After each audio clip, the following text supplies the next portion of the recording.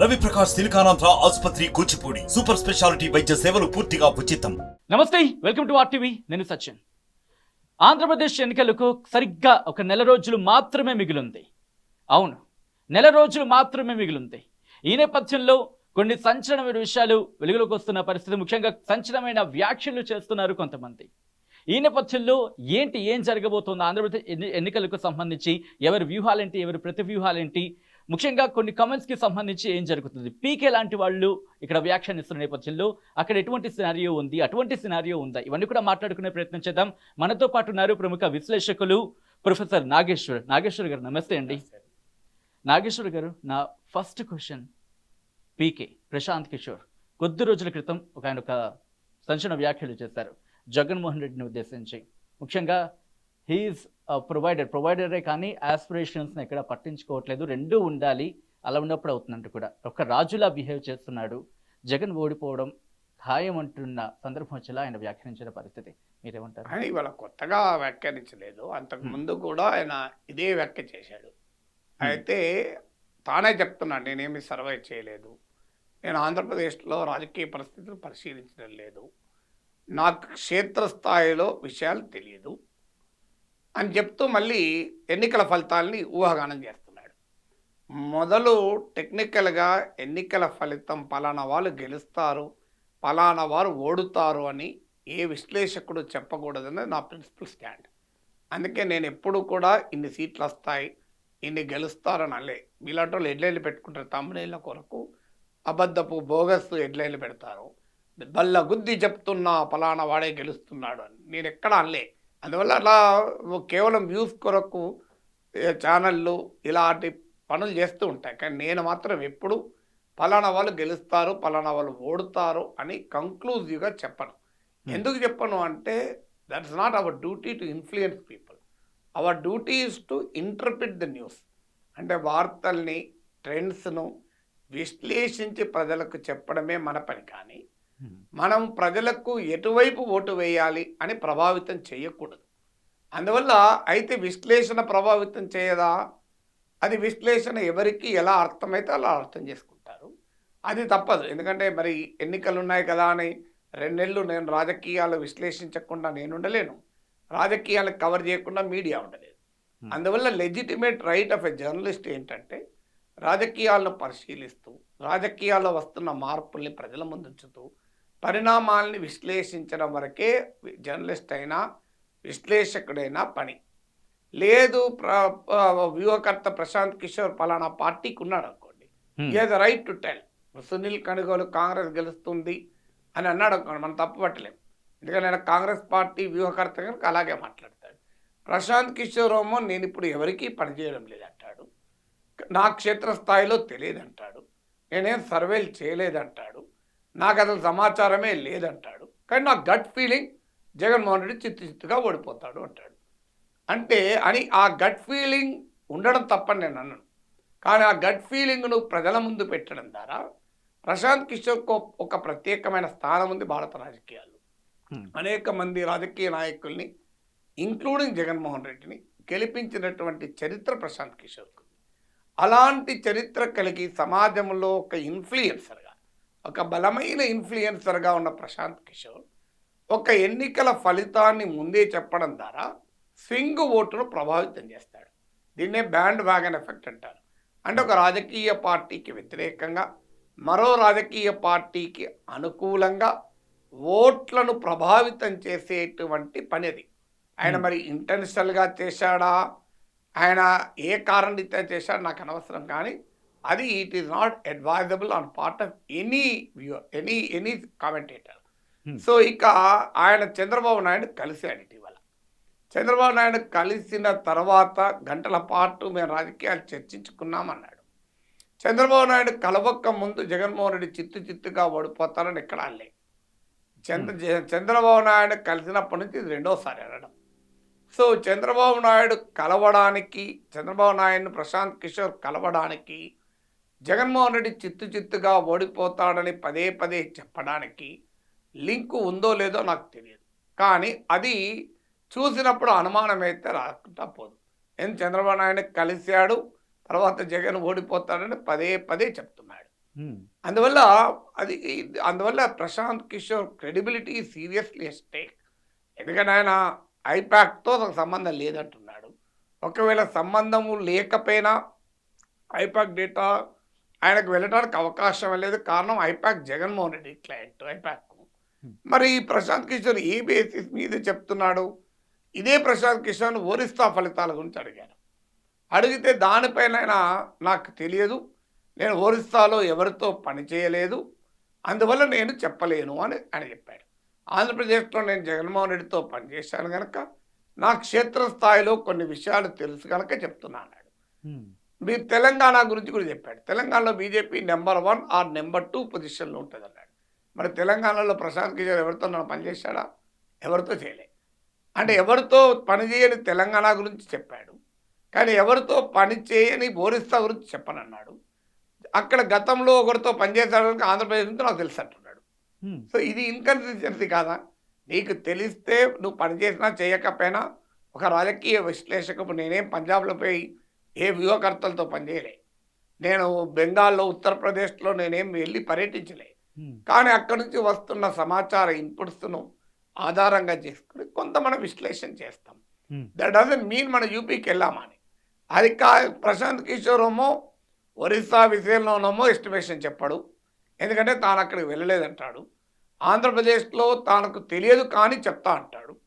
తెలంగాణలో ఎవరితోనూ పనిచేయకపోయినా చెప్తా ఆడ బీజేపీకి నెంబర్ 1 ఆర్ 2 పొజిషన్ అంటాడు. సో మరి ఇదంతా దేన్ని సూచిస్తోంది అంటే Prashant Kishor has to answer for his behaviour. So అందువల్ల ఆయన ప్రవర్తనకు ఆయనే మొదలు సమాధానం చెప్పాలి. ఇక ఆయన ఇచ్చిన కారణం ఎందుకు ఓడిపోతాడు అన్నదానికి కారణం. సో ఒక కంక్లూజన్ రావడానికి ఒక కారణం కూడా ఉండాలి కదా. ఒక కారణం ఏమంటున్నాడు అంటే జగన్మోహన్ రెడ్డి ఒక ప్రొవైడర్గా మాత్రమే ఉన్నాడు, లీడర్గా లేడు అన్నాడు. That is a very interesting distinction. అంటే ప్రజలకు బటన్ నొక్కుతున్నాడు, ప్రజల ఆకాంక్షల్ని పట్టించుకోవడం లేదు, డెవలప్మెంట్ ఎంప్లాయ్మెంట్ అని. ఇది ప్రశాంత్ కిషోర్ కాదు, నాతో సహా చాలామంది చేస్తున్నటువంటి విమర్శ. జగన్మోహన్ రెడ్డి ప్రభుత్వం పైన ప్రధానమైన విమర్శ అదే.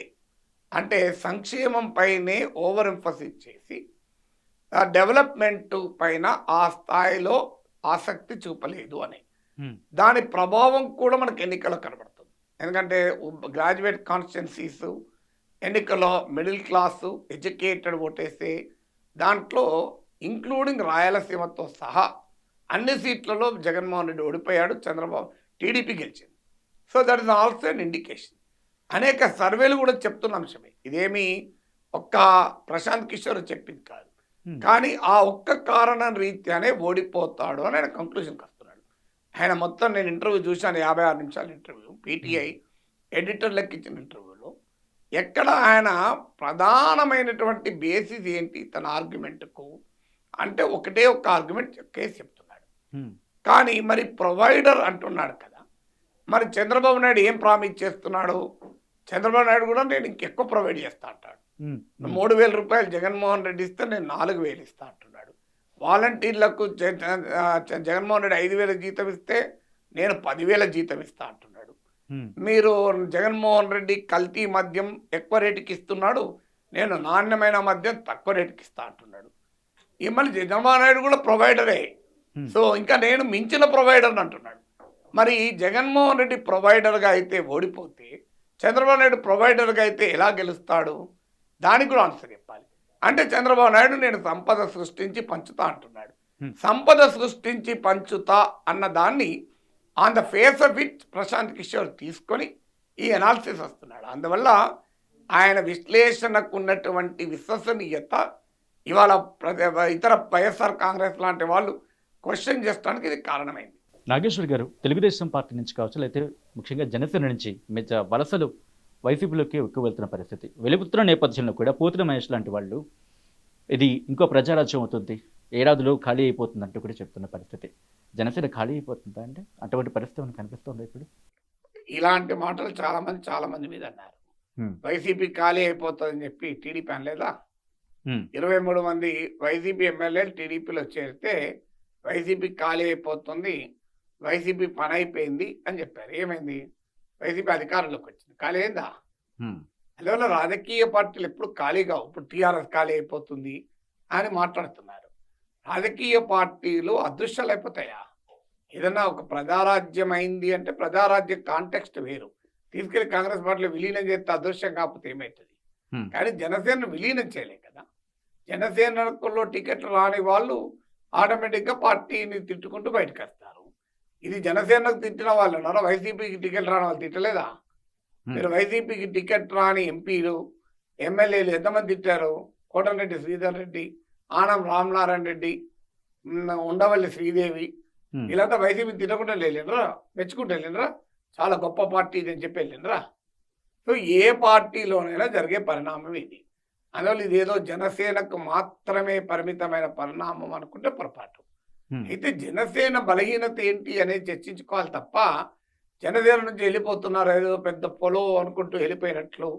జనసేనలో పవన్ కళ్యాణ్ బలగము పవన్ కళ్యాణ్. పవన్ కళ్యాణ్కు ప్రజల్లో జనాదరణ ఉన్నంత కాలం ఆ పార్టీ నిలబడుతుంది. సో అందులో కొంతమంది వెళ్ళినప్పుడు కొంత నష్టం జరగచ్చు. కానీ ఆ party Pawan Kalyan political activity, political space వదిలేసుకున్నప్పుడు ఆ పార్టీ ఉండదు. ఇప్పుడు ప్రజారాజ్యం ఎప్పుడు పోయింది? చిరంజీవి చేతులు ఎత్తేసినాక పోయింది. అందాక పోలే కదా. సో అందువల్ల ఇప్పుడు కూడా పవన్ కళ్యాణ్ చేతులు ఎత్తేస్తే పోతుంది. అందువల్ల అది జరగనప్పుడు ఆ పార్టీ నుంచి వెళ్ళిపోయే వాళ్ళు వెళ్తారు. అందువల్ల పార్టీల నుంచి నాయకులు ఎన్నికల వేళ వెళ్ళడం it is not Janasena specific phenomenon కాదు, అన్ని పార్టీలోనూ జరుగుతున్న పరిణామమే. ఇలా బీఆర్ఎస్ నుంచి కడియం శ్రీహరి, దాన నాగేందరు, వెంకట్రావు ఎంతమంది పోతలేరు? బీఆర్ఎస్ మరైపోయిందా? ఇక అదృశ్యం అయిపోతుంది బీఆర్ఎస్. అందువల్ల పార్టీలు అలా ఉండవు. అయితే జనసేన చేస్తున్నది ఏంటి అనే క్వశ్చన్ వచ్చినప్పుడు, ఒకటి ఇన్నేళ్ళైనా పార్టీకి ఒక బలమైన నిర్మాణ స్వరూపాన్ని పవన్ కళ్యాణ్ ఇచ్చుకోలేకపోయాడు. అది పవన్ కళ్యాణ్ అంగీకరించాడు. మనకు బూత్ లెవెల్ కార్యకర్తలు ఉన్నారా, మనకేముంది అని. అందువల్ల పార్టీని ఇన్స్టిట్యూషనలైజ్ చేసుకోలేకపోయాడు. అంటే పార్టీకి ఒక నిర్మాణ రూపాన్ని ఇచ్చి ఒక సంఘటిత రూపాన్ని ఇచ్చినప్పుడు ఏమవుతుందంటే ఎన్నికల్లో గెలుపు ఓటములకు నిమిత్తం లేకుండా పార్టీ నిలబడుతుంది. ఇప్పుడు తెలుగుదేశం పార్టీ 10 ఏళ్ల పాటు ప్రతిపక్షంలో ఉంది మన రాష్ట్రంలో. 2014 అధికారంలోకి మళ్ళీ వచ్చింది. 2004లో 2009లో రాజశేఖర్ రెడ్డితో ఢీకొని ఓడిపోయాడు చంద్రబాబు నాయుడు. కానీ చంద్రబాబు నాయుడు మళ్ళీ ముఖ్యమంత్రి కాగలిగాడు. జగన్మోహన్ రెడ్డి 5 ఏళ్ళు ప్రతిపక్షంలో ఉన్నాడు, కానీ తర్వాత మళ్ళీ ముఖ్యమంత్రి కాగలిగాడు. అందువల్ల రాజకీయ పార్టీ ఇన్స్టిట్యూషనలైజ్ కావాలి. ఇప్పుడు ఈ పార్టీ జనసేన ఇన్స్టిట్యూషనలైజ్ కాలేదు. అందువల్ల గెలుపు ఓటములతో సంబంధం లేకుండా ఇన్స్టిట్యూషనలైజ్ అయితే ఆ పార్టీ నిలబడుతుంది. సో జనసేనకున్న మొదటి సవాల్ ఒక సంస్థాగతమైన బలమైన రూపం ఇవ్వకపోవడం. రెండవది party what it stands for. ఇప్పుడు YCP what it stands for Rajasekhara Reddy వారసత్వము, సంక్షేమ పథకాలు, something it stands for. Telugu Desam party stand for certain things. What Janasena stands for అన్న క్లారిటీ, ఒక రకమైన ఐడియాలజికల్ క్లారిటీ. అంటే పెద్ద పదం ఏ పార్టీలకు ఐడియాలజీ ఉంటుంది, కానీ ఈవెన్ మిత్రపక్షాల విషయంలో కూడా ఊగిసలాట. బీజేపీని గతంలో విమర్శించారు, టీడీపీని గతంలో విమర్శించారు, మళ్ళీ ఇప్పుడు టీడీపీ బీజేపీతో చేరుతున్నారు. సో వైసీపీ పైన తీవ్రంగా విమర్శిస్తున్నారు. అంతకుముందు టీడీపీపై కూడా తీవ్రంగానే విమర్శించారు. సో అందువల్ల ఈ క్లారిటీ లేకపోవడం, what does it stand for, ఆ జనసేన దేని. మూడవది పవన్ కళ్యాణ్కు ఉన్న గ్లామర్ చుట్టే దీన్ని తిప్పాలనే ప్రయత్నం. సో ఒకవైపు తాను కాపులకు మాత్రమే ప్రతినిధిని కానంటూనే కాపు సమాజాన్ని తన వెనకాల ర్యాలీ చేసుకోవడానికి ఒక కాంట్రడిక్టరీ పోస్టరింగ్ అంటారు, అంటే భిన్నమైనటువంటి పద్ధతులు అనుసరించడం. ఒకవైపు తాను ఏ కులానికి చెందిన వానికి కాను, నా కులంతో సంబంధమే లేదు అని చెప్తూ, మరోవైపు కాపు కులంలో నేను పుట్టానని గుర్తు చేయడం.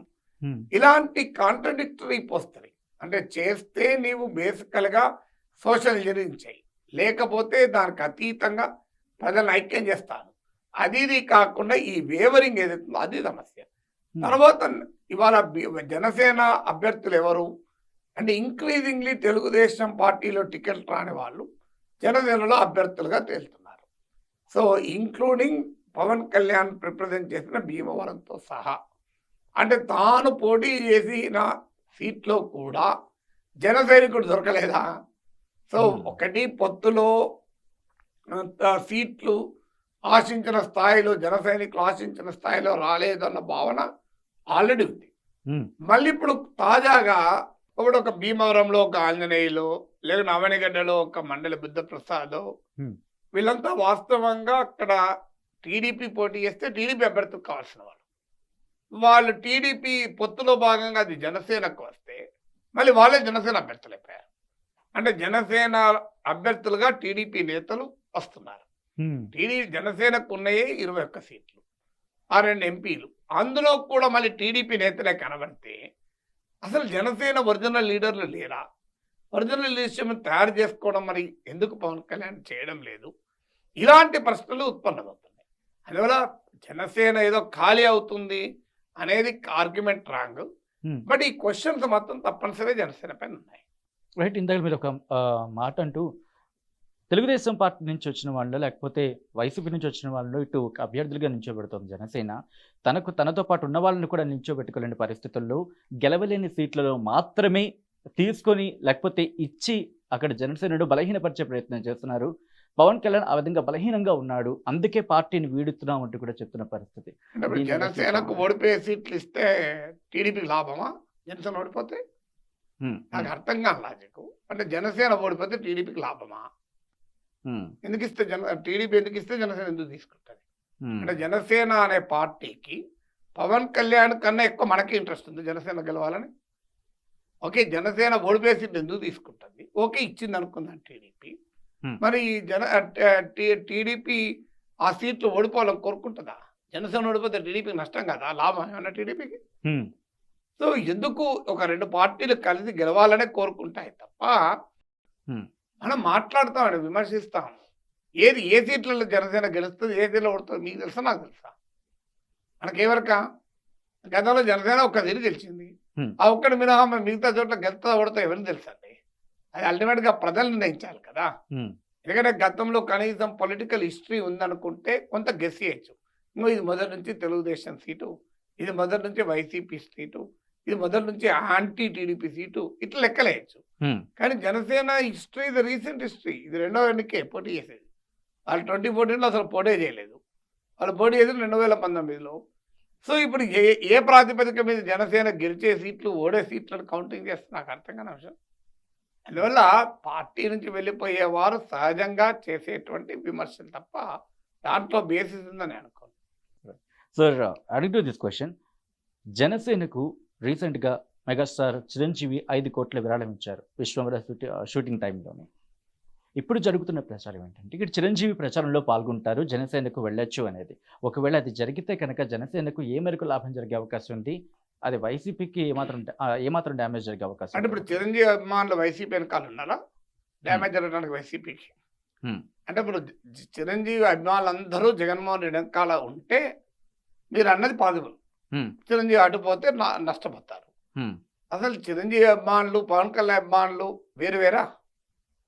ఎంత మెగా కాంపౌండ్ అంటారు కదా, ఇల్లే కదా రామ్ చరణ్, ఇంకా చాలా మంది, నాగబాబు, అందరికి ఒకటే అభిమాన సంఘాలు. ఇప్పుడు ఇవన్నీ ఎలా ఉంటాయంటే ఫ్యామిలీ బేస్డ్ పొలిటికల్ పార్టీస్ లాగా ఫ్యామిలీ బేస్డ్ అభిమాన సంఘాలు కూడా అయిపోయాయి కదా. అందువల్ల చిరంజీవికి ఉన్న అభిమానులు అన్ని పార్టీల వాళ్ళు ఉంటారు.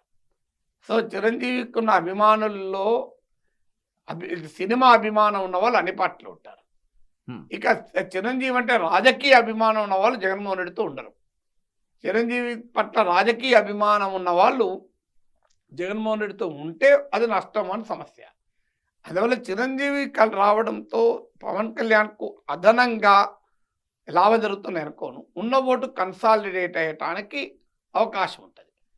ఎందుకంటే చిరంజీవి కన్నా పవన్ కళ్యాణ్కు అదనంగా చిరంజీవి జనాదరణకు కూడా లాభం అవుతుంది. చిరంజీవికి వల్ల భారీ ఎత్తున ప్రజలు కూడా వస్తారు ఆ మీటింగ్లకు. కానీ ఒక నష్టం కూడా ఉంటుంది. చిరంజీవి రావడంతో ప్రజారాజ్యం అనే ప్రశ్న మళ్ళీ వేలాడుతుంది.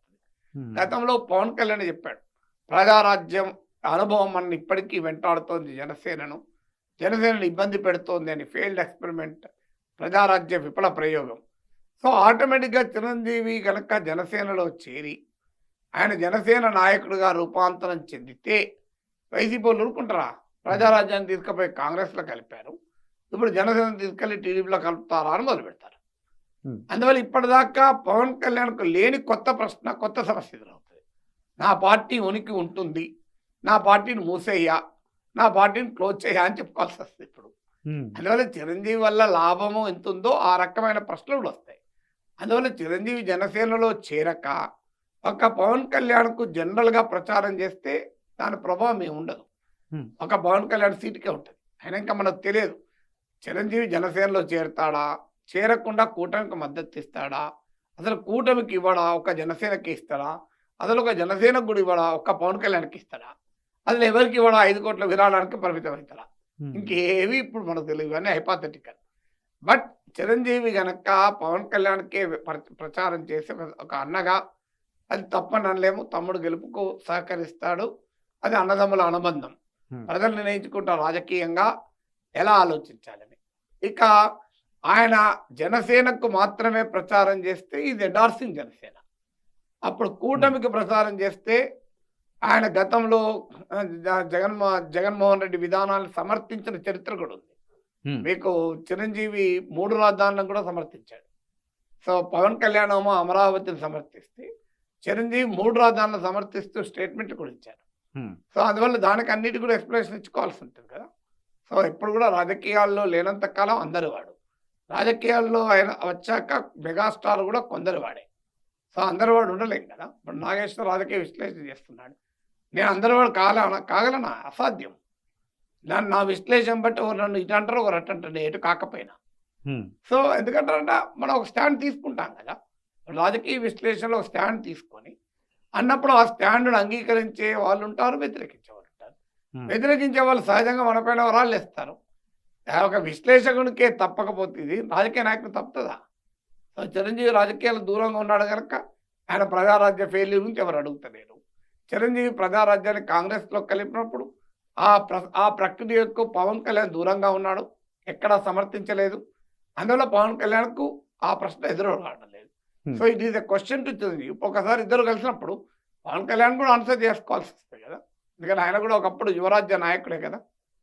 సరే, adding to this question, Gidugu Rudraraju మాట్లాడుతూ చిరంజీవి ఇంకా కాంగ్రెస్లోనే ఉన్నారు అని అంటున్నాడు. సో ఆ సందర్భంలో ప్రచారానికి వెళ్ళే అవకాశం ఉంటుందా? అటువంటి సినారియోలో ఎటువంటి విమర్శలు ఎదుర్కొనే అవకాశం ఉంటుంది? ఇప్పుడు గిడుగు రుద్రరాజు అన్నాడు కానీ చిరంజీవి అనలేదు కదా.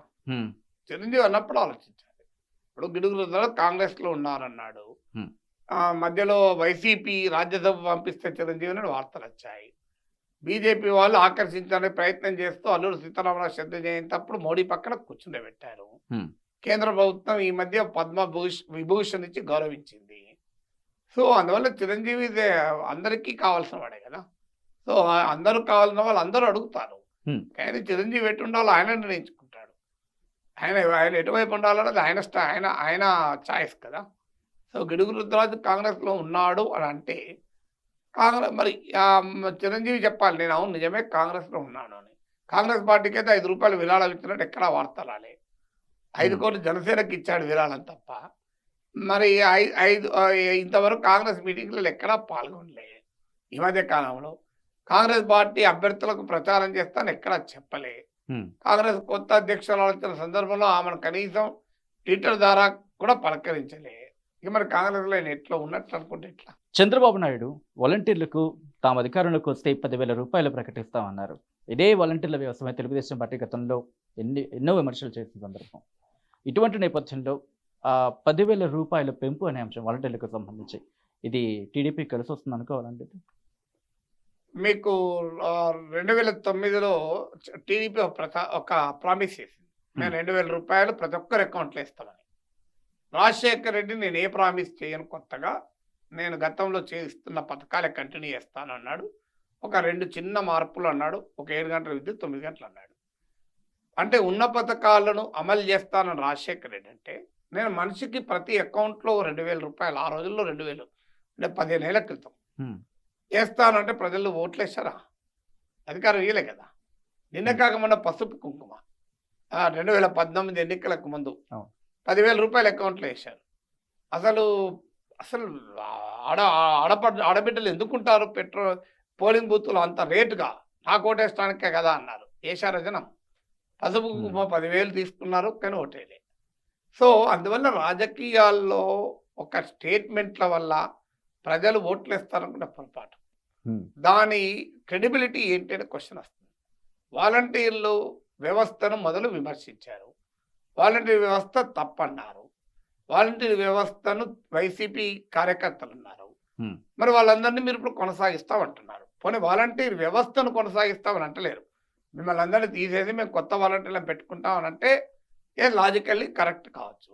హ్మ్. మిమ్మల్ని అందరినీ కొనసాగిస్తామంటారు. అంటే వైసీపీ కార్యకర్తలందరినీ వాలంటీర్లుగా టీడీపీ కొనసాగిస్తుంది. అంటే ఇప్పుడు రెండు పాసిబిలిటీస్ కదా. వీళ్ళందరినీ కొనసాగిస్తా అంటే వాళ్ళందరూ వైసీపీ కార్యకర్తలు అని గతంలో టీడీపీ చేసిన విమర్శ నిజం కాదా? హ్మ్. అంటే వాళ్ళు వైసీపీ వాళ్ళు కాదా? లేదు, వైసీపీ కార్యకర్తల్ని కూడా టీడీపీ ప్రభుత్వం కంటిన్యూ చేయదలుచుకుందా? హ్మ్.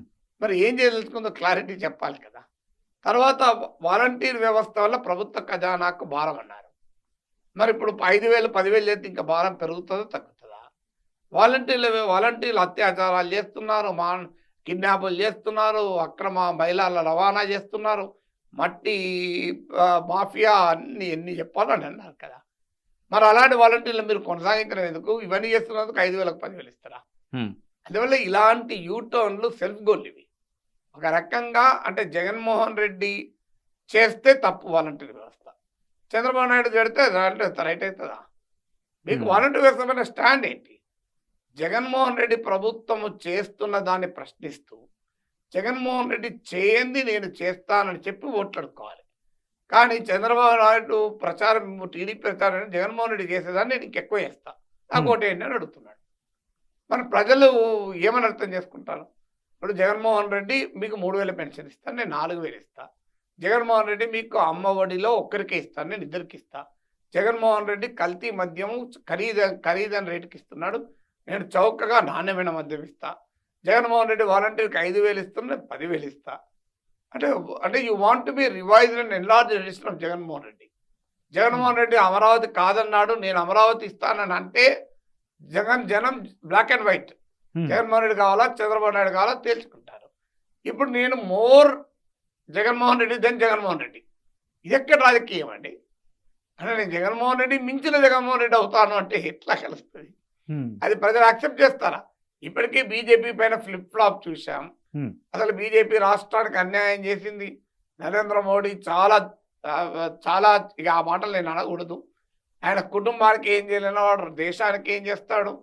ఆయన దేశం విడిచిపోవాలి అని.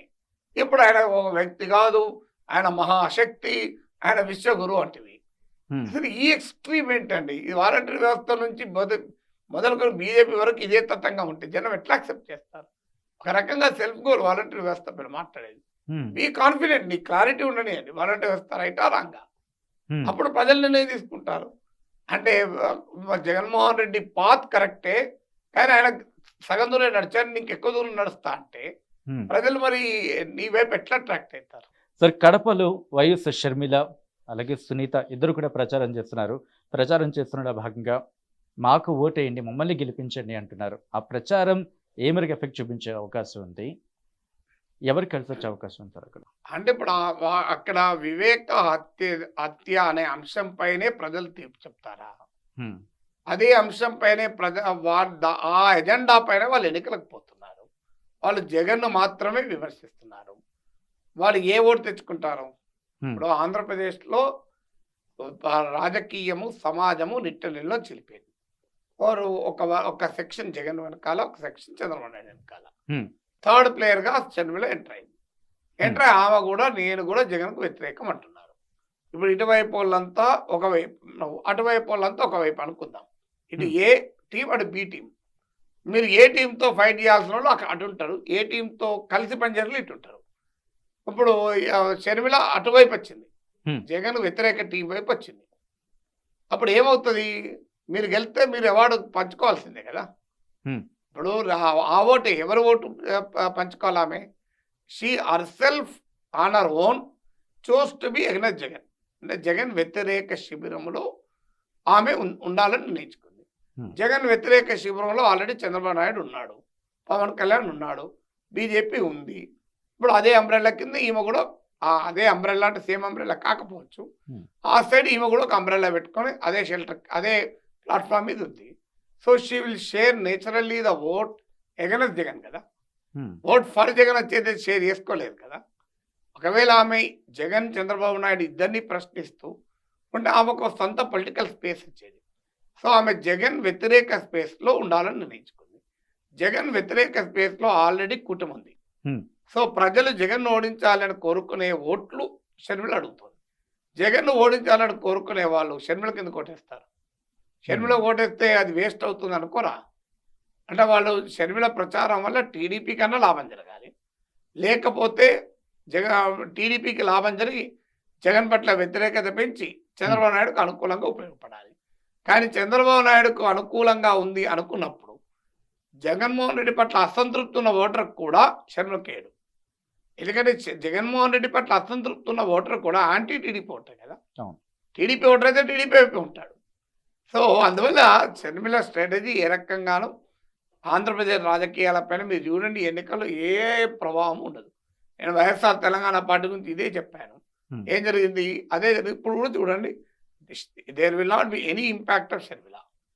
రఘురామకృష్ణంరాజు ఒంటి నుంచి ఆయన బరిలోకి దిగొచ్చని చెప్పి టీడీపీ అభ్యర్థి రామరాజే ఆయన అతని కార్యకర్తల మీటింగ్లో మాట్లాడుతూ భావోద్వేగానికి లోనయ్యారు. ఒకవేళ ఆ టికెట్ రఘురామకృష్ణరాజుకి ఇస్తే నేను ఇంకా పార్టీ నుంచి రాజకీయాల నుంచి విరమించుకుంటా అంటున్నారు. సో ఏంటి సార్ రఘురామకృష్ణరాజు పరిస్థితి ఏంటి? రఘురామకృష్ణరాజుకు చర్చ అని నరసాపురమే ఇస్తారని ఒక మాట అంటుంది, మరోవైపు ఉండి అంటున్నారు.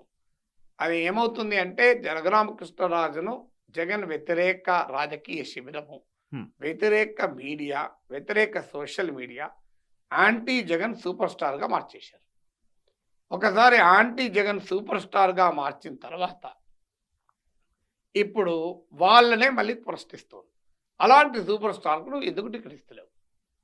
ఇప్పటిదాకా నువ్వు ఒక ఇవే చెప్పినావు, అతి గొప్ప జగన్ వ్యతిరేక పోరాట యోధుడుగా, జగన్ వ్యతిరేక స్వాతంత్ర సమర యోధుడుగా రఘురామకృష్ణరాజును తెలుగుదేశము వారి అనుకూల మీడియా, సోషల్ మీడియా ఇకోసిస్టమ్ మొత్తం ప్రొజెక్ట్ చేసింది. సమయానికి ఆయన టికెట్ ఇవ్వే వరకు ఆ సెక్షన్ ఇప్పుడు అడుగుతుంది, ఎందుకు ఇవ్వలేదు చెప్పు రఘురామకృష్ణరాజుకు. బండి సంజయ్ని ఎందుకు డ్రాప్ చేశారు అన్నట్లు అయిపోతుంది ఇప్పుడు పరిస్థితి, టీడీపీ పరిస్థితి. రఘురామకృష్ణరాజుకు ఎందుకు ఇవ్వలేదు? ఈలోగా రఘురామకృష్ణరాజు జగన్ ప్రభావంతోనే బీజేపీ నాకు ఇవ్వలేదు అని అన్నారు. ఈ బాంబు జగన్ మీద వేసాడు రఘురామకృష్ణరాజు, కానీ జగన్ మీద పడలే, అచ్చది కూటమి మీద పడలేదు. ఎందుకంటే జగన్ సీట్ రాకుండా చేశాడు అని రఘురామకృష్ణరాజు క్లెయిమ్. జగన్ అదే చేస్తారు కదా. జగన్ ఏం చేస్తాడు? తనను వ్యతిరేకించే రఘురామకృష్ణరాజును ఎంపీ చేయాలని కోరుకుంటాడా? తనను వ్యతిరేకించే రఘురామకృష్ణరాజును అసెంబ్లీకి రప్పించాలని కోరుకుంటాడా జగన్? అది రాజకీయంగా ఎవరు తప్పు పట్టరు కదా.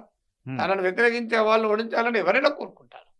సో అందువల్ల రఘురామకృష్ణరాజు జగన్మోహన్ రెడ్డి పైన చేసిన ఆరోపణ ఏ రకంగానూ వైసీపీ నష్టం చేయదు. ఎందుకంటే జగన్ అదే పని చేస్తాడు, చేయాలి కూడా కదా. రఘురామకృష్ణరాజు జగన్ ఓడించాలని చూసినప్పుడు జగన్ రఘురామకృష్ణరాజును ఓడించాలని చూస్తాడు. That is a common thing. దాన్ని ఎందుకు ప్రజలు పట్టించుకుంటారు? కానీ ఈ ప్రక్రియలో భాగంగా కూటమిలోనే ఒక ప్రశ్న రైజ్ చేశాడు. బీజేపీ మీతో ఉండొచ్చు టీడీపీతో, కానీ అసలు బీజేపీ టీడీపీతో మనసు ఇక్కడ లేదు, మనసు వైసీపీతో ఉంది అని తెలుగుదేశం నాయకుడైన రఘురామకృష్ణరాజు చెప్తున్నాడు. ఇప్పుడు ఆయన as of today is the TDP leader. ఇప్పుడు చంద్రబాబు నాయుడు ఆన్సర్ చెప్పాలి. ఇప్పుడు మీ కూటమిలోనే జగన్ వ్యతిరేకించేయాలి అనే అంశంలో ఎక్కెత్తుందా? టీడీపీ జనసేనేమో ఎట్టి పరిస్థితుల్లో జగన్ ఓడించాలి అని చూస్తుంది. అకార్డింగ్ టు మీ ఓన్ లీడర్ రఘురామకృష్ణరాజు ఈ ఆరోపణ చేసిన తర్వాత ఆయన టీడీపీలో చేర్చుకున్నారు. ఇంపార్టెంట్ పాయింట్ ఇక్కడ. సో ఆరోపణ చేయక ముందు కూడా కాదు, చేసిన తర్వాత చేర్చుకున్నాడు. అంటే ఆరోపణ ఎండార్స్ చేసినట్టే కదా. అంటే బీజేపీ జగన్ వైపు ఉంది అని, రఘురామకృష్ణరాజు జగన్ ప్రభావంలో బీజేపీ ఉందని ఆరోపించాక ఆయన టీడీపీలో చేసుకున్నారు. ఇప్పుడు సమాధానం ఎవరు చెప్పాలి? బీజేపీ నిజంగానే జగన్కు వ్యతిరేకమా అనుకూలమా? మరి జగన్కు అనుకూలంగా ఉన్న బీజేపీతో చంద్రబాబు నాయుడు ఎందుకు మైత్రి చేస్తున్నారు అనే ప్రశ్నకి ఆన్సర్ రేజ్ చేయాలి కదా. Right. Thank you so much sir, me valuable విశ్లేషణ అందించినందుకు. మొత్తంగా చూసుకుంటే కనుక ఆంధ్రప్రదేశ్ రాజకీయాలకు సంబంధించి మాత్రం నెల రోజుల యుద్ధం, అంటే నెల రోజులు మాత్రమే మిగిలింది. ఈ నెల రోజుల్లో ఏం జరగబోతుందనే ఒక ఉత్కంఠ మాత్రం కొనసాగుతుంది. Once again thank you so much professor Nageshwar garu మాతో పాల్గొని మీ విశ్లేషణ అందించినందుకు. మరిన్ని వీడియోస్ కోసం ఛానల్ సబ్స్క్రైబ్ చేయండి, లేటెస్ట్ అప్డేట్స్ కోసం వాట్సాప్ ఛానల్ ఫాలో చేయండి అండ్ లింక్ డిస్క్రిప్షన్లో ఉంది.